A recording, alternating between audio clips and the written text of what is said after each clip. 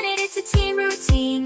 Planting new trees, watching them grow. In harmony with nature, our love will show.